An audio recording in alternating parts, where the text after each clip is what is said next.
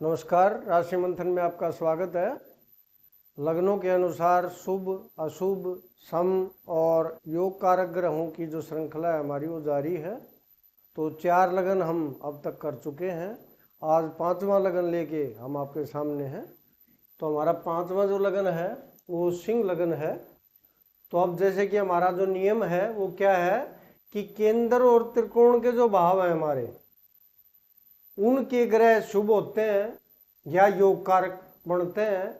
और जो त्रिक भाव है हमारे 6ठा, 8वां और 12वां, इनके जो स्वामी हैं, इनके जो स्वामी ग्रह हैं वो खराब होते हैं, या तो वो अशुभ बनते हैं और या जो है वो सम की कैटेगरी में आ जाते हैं। तो अब सबसे पहले हम सिंह लगन में लगन को देखेंगे। तो ये सिंह लगन है, इसके स्वामी है सूर्य और इनकी एक ही राशि है, तो इसलिए ये शुभ की श्रेणी में आ गई।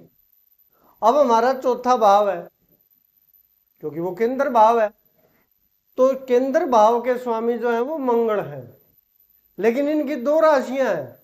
तो इनकी जो दूसरी राशि है वो नवम भाव में है, जो कि त्रिकोण भाव है।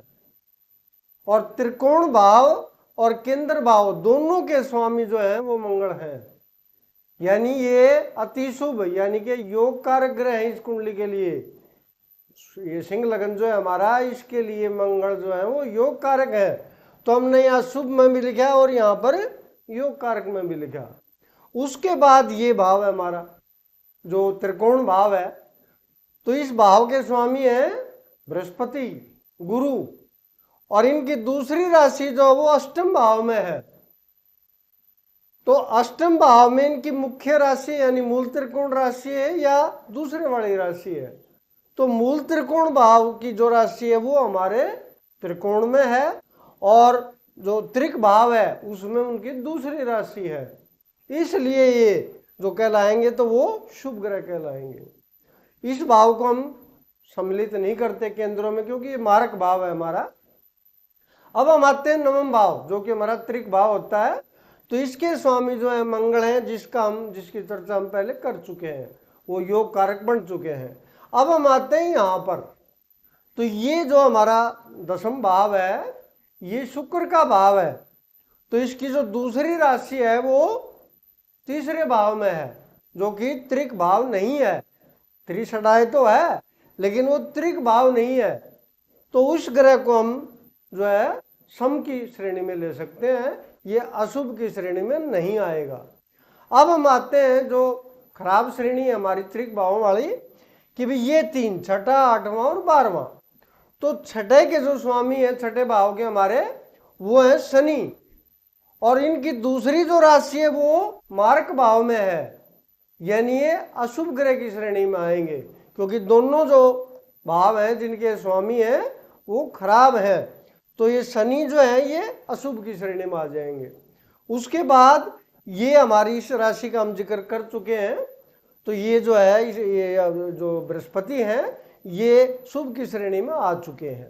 अब हम आते हैं यहाँ पर 12वां भाव जो हमारा, तो 12वें भाव के स्वामी है चंद्रमा।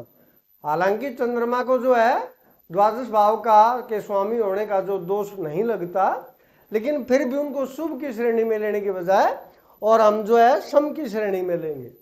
अब एक ग्रह रह गया हमारा, वो है बुध, क्योंकि बुध इनमें से कहीं भी नहीं आ रहा। तो बुध स्वामी है दूसरे भाव का और 11वें भाव का, जो न कि त्रिक भाव है, न केंद्र भाव है और न त्रिकोण भाव है।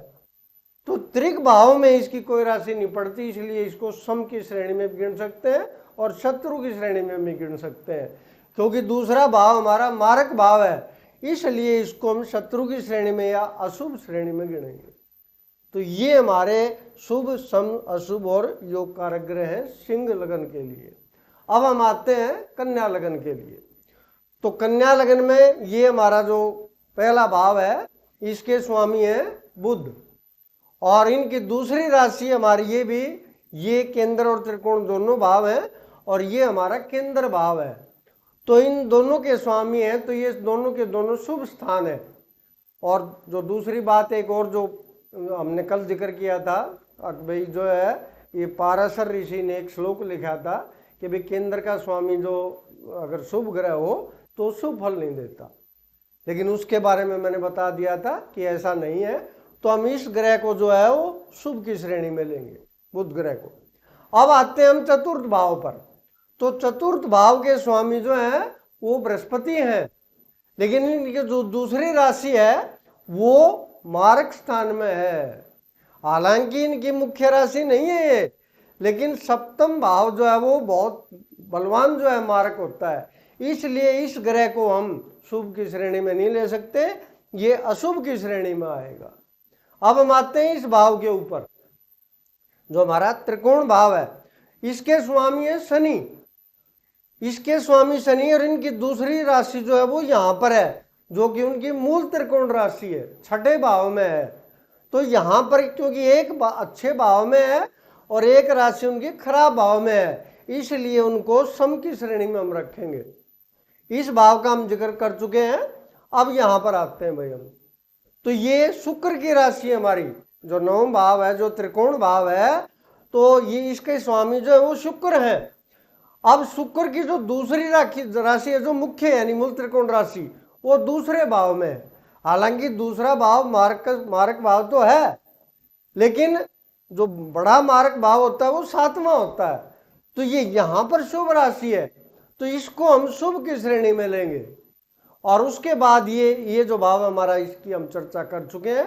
अब छठे, आठवें और 12वें भाव की तो इसकी चर्चा भी आ चुकी है। अब यहां आते हैं भाई हम, ये हमारा मंगल का भाव है, जो मंगल की मुख्य राशि है हमारी, और मंगल की जो हमारी दूसरी राशि है वो यहां पर है। तो ये जो मुख्य राशि है वो अष्टम भाव में है, तो ये शत्रु की श्रेणी में यानी अशुभ ग्रह की श्रेणी में आएगा। और उसके बाद हमारा जो है चंद्रमा, एक ग्रह और रह गया भाई हमारा। तो चंद्रमा जो है वो यहां पर है और इसकी एक ही राशि है। तो ये क्योंकि अशुभ ग्रह जो स्थान है उनमें नहीं है, त्रिक भाव में नहीं है, इसलिए इसको जो हम सम की श्रेणी में लेंगे। तो ये यहां पर हमने सम की श्रेणी में इसको लिया। तो ये जो है कन्या लगन के लिए हमारे शुभ, सम, अशुभ और योग कारक। हाँ, एक चर्चा रह गया इसमें, योग कारक। अब हालांकि जो पाराशर ऋषि के श्लोक के अनुसार कुछ जो है ज्योतिषी कहते हैं कि भाई ये योग कारक क्या शुभ ही नहीं होगा, लेकिन मैं मानता हूं क्योंकि केंद्र और त्रिकोण दोनों का स्वामी है, इसलिए मैं मानता हूं कि इस लगन के लिए ये योग कारक भी है। नमस्कार।